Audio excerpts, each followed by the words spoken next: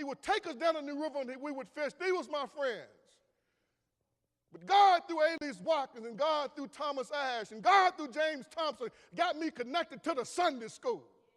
And so when I started going to Sunday school, Mr. Ashley had some things to do on Saturday, so I couldn't go fishing, so I broke away from that group. They ended up in penitentiary because they robbed the Cardinal State Bank in Beckley in broad daylight. And I probably would have been with them. It was the church. It was the church.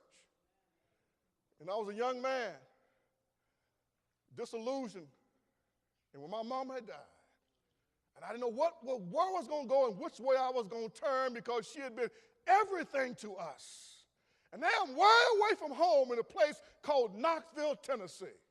And I found my way to a church, Mount Calvary Missionary Baptist Church, up on the hill, overlooking scenic downtown Knoxville, and a Baptist preacher, a skilled, eloquent orator, a graduate of Morehouse College with Martin Luther King Jr. by the name of Hal Middlebrook, took an interest in me and shared the gospel with me.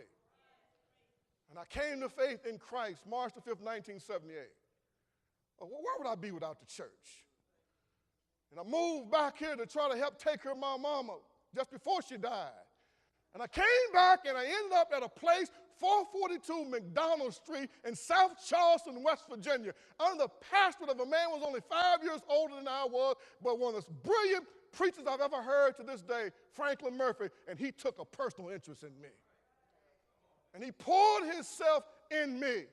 And there was a young deacon at that church who I tried to emulate and I tried to pattern myself after. His name was Frank Strata. And he would teach the Wednesday night Bible studies and the adult Sunday school class. And there was an old deacon brother, I'll never forget him. I carry his picture in my Bible, Gordon Duckweiler, and Felix Wilder. And they took me under their wing and they showed me what a deacon was supposed to do. Care for the people, love the people, pray for the people, and support the pastor. I love the church. I don't know where I would be without the church. And so as a young man trying to enter into the ministry, caught up in a crazy controversy that I had nothing to do with. I ended up a man in my own city that didn't have a church. And so I cut my teeth preaching on a cardboard box. Graduated to a file cabinet at the 2nd Avenue Community Center. And as a congregation, I had John Mitchell and Jewel Mitchell and Dorothy Burks and Ed Cyrus and Barbara Cyrus and my wife and my kids, and that was it. It was a few people that show up every week to listen to me try to figure out what I was doing.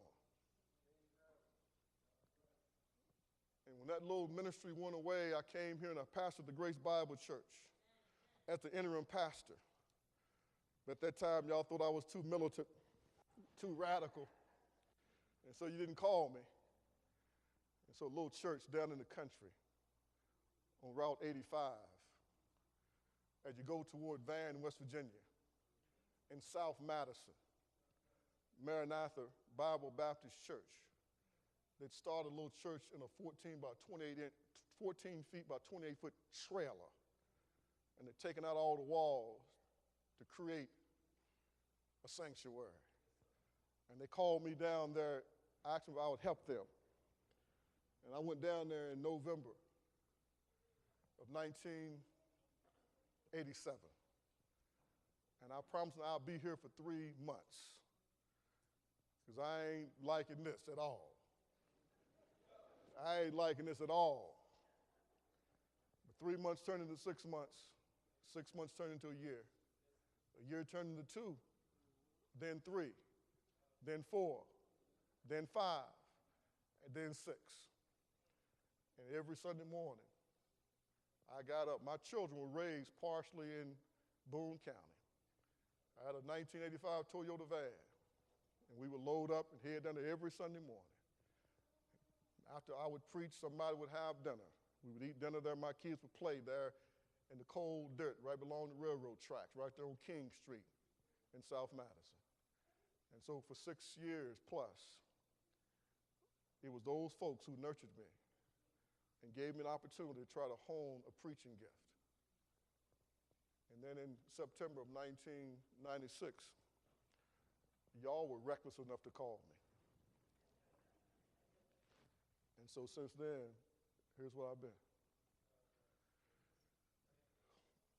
We need the church.